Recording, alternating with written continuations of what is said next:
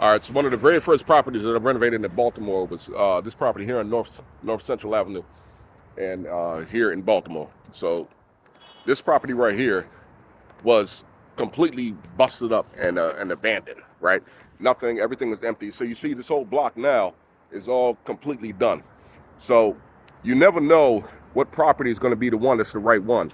So this property here, when I first renovated this property, the block was all messed up. It didn't look like it does today. So one of the things you have to make sure that you check when you renovate a property is that you're picking the right block in the right location. Don't just pick any house anywhere. It's got to be the right location. But this house right here was the one that I cut my teeth on.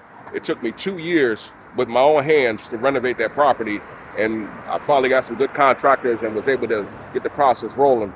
And once that property was sold, it kind of set everything off and allowed me to launch Trusted Touch Homes and start renovating other properties. So if you're going to come to Baltimore, and then another thing I was saying about the location, look at this.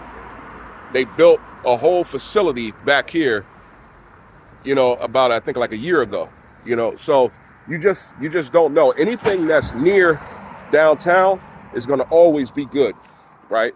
So as you can see, that's downtown Baltimore. So you don't want to be in areas or pockets of the city where there's just no development happening and there's nothing going on, because that you could really lose your investment and it could be very hard to rent the property out. But if you're anywhere near downtown East Baltimore, so West Baltimore is starting to kick off now, and you just have to pick the right location, but you got to get started, and you got to start with one. I started with a 3-story. It was it was tough. This was a very tough renovation, but I had a really good neighbor. She was amazing.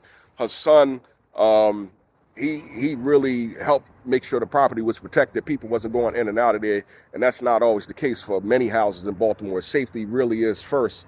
And I dealt with a lot of challenges. But the only thing I ever had stolen out of that property was a metal fence. But oh, look at that. Look who it is.